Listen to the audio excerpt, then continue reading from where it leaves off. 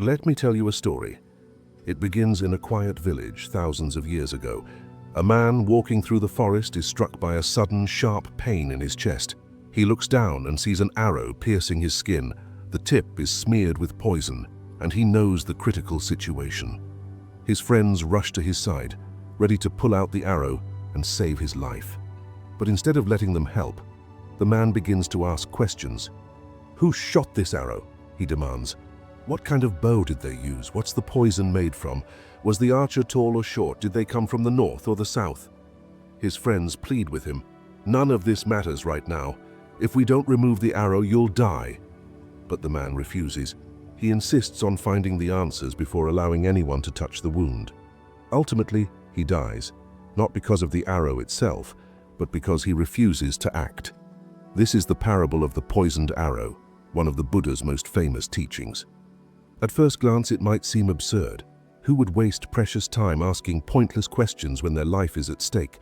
But here's the uncomfortable truth. We do this all the time. Think about it. How often do we face challenges in life, a difficult decision, a setback, a conflict, and instead of addressing the problem, we get caught up in overthinking. We replay conversations in our heads wondering, why did they say that? Or what if I'd done things differently? We obsess over the details, analyzing every angle and searching for certainty. But while we're busy thinking, the poison spreads. The problem remains unresolved, and the stress grows.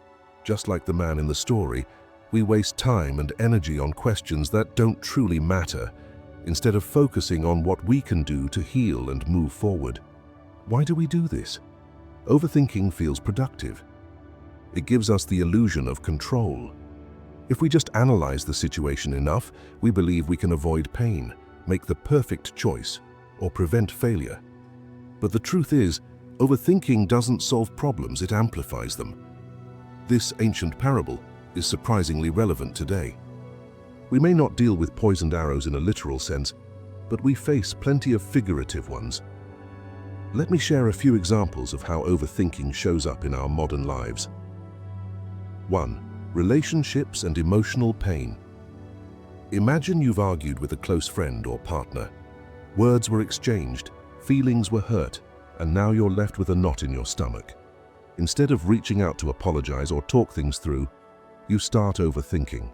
You replay the argument over and over in your mind, analyzing every word. Why did they say that? Were they being honest? Did I overreact? The longer you dwell on these questions, the more the pain festers. The arrow, the argument itself, remains lodged in your heart, while the poison, your resentment and doubt, spreads. Overthinking keeps you stuck, unable to take the one action that could help: communicating openly. 2. Career and decision paralysis. Let's say you're offered a promotion at work. It's an exciting opportunity, but instead of embracing it, you start second-guessing yourself. What if I'm not ready? What if I fail? What if this isn't the right move for my career? You spend days, maybe weeks, agonizing over the decision, analyzing every possible outcome. In the meantime, your self-doubt grows. The arrow, the opportunity, sits untouched while the poison of fear paralyzes you. By the time you make a decision, the chance may have passed. 3. Health and fear of the unknown. Overthinking doesn't just affect our relationships and careers, it can even harm our health. Imagine you notice an unusual symptom. Instead of seeing a doctor, you start Googling. One search leads to another, and before you know it, you're convinced you have a life-threatening illness. The arrow here is the symptom, something that could be addressed with a simple medical checkup. But the poison, the fear fueled by endless research and speculation, makes the situation feel far worse than it is. At its core, overthinking is a response to fear. Fear of uncertainty, fear of failure, fear of judgment. We want answers because they make us feel safe. But here's the irony. Overthinking doesn't give us safety, it gives us stress. The more we think, the less we act, and the more stuck we become. The Buddha's story reminds us that clarity doesn't come from endless questioning. It comes from action. So how do we begin to break free from the cycle of overthinking? To remove the arrow, you need to shift your focus from questions to solutions. Here are a few steps to help you start. 1. Recognize when you're overthinking. The first step is awareness. Overthinking often feels normal because it's such a common habit, but you can start to recognize the signs. Ask yourself, am I replaying the same thoughts over and over? Am I focusing on things I can't control? Am I delaying action because I'm waiting for the perfect solution? Once you realize you're caught in the overthinking trap, you can take steps to break free. 2. Focus on what you can control. When we overthink, we often fixate on things outside our control, other people's opinions, unpredictable outcomes, or the what-ifs of the future. But dwelling on these things only deepens our anxiety. Instead, shift your focus to what you can control. For example, if you're worried about an upcoming presentation, focus on preparing thoroughly. If you're upset about someone's behavior, focus on how you choose to respond. By taking action on the things within your control, you'll feel more empowered and less stuck. 3. Practice mindfulness. One of the best tools for overcoming overthinking is mindfulness. Mindfulness helps you stay present rather than getting lost in your thoughts.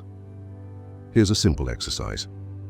Take a deep breath in through your nose and exhale slowly through your mouth. Focus on the physical sensations of your breath, the coolness as you inhale, the warmth as you exhale. If your mind starts to wander, gently bring it back to your breath. Practicing this for even a few minutes a day can train your mind to break free from overthinking. 4.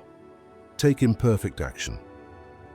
Perfectionism is one of the biggest drivers of overthinking. We delay action because we're afraid of making mistakes. But the truth is, action doesn't have to be perfect. It just has to be a step forward. Start small. If you're stuck on a big decision, take one tiny step toward resolving it. If you're overthinking a conversation, send a short message instead of waiting for the perfect words. Every action creates momentum, and momentum makes it easier to keep moving forward. The parable of the poisoned arrow isn't just about overthinking, it's about life. The Buddha's teaching reminds us that life is fragile and fleeting. We don't have time to waste on questions that don't matter. So ask yourself, what arrow am I carrying right now? Maybe it's a relationship that needs healing. Maybe it's a decision you've been avoiding. Or maybe it's a fear that's holding you back. Whatever it is, remember this. The arrow won't remove itself, it's up to you to act. Imagine what your life could look like if you stopped overthinking and started living. Imagine the peace, the clarity, the freedom you'd feel. That life is within your reach, all it takes is the courage to pull out the arrow. Thank you for watching, and if this story resonated with you, share it with someone who needs to hear it. And don't forget to like, subscribe, and join us for more stories that inspire action and growth. Now it's your turn, go out there and remove the arrow.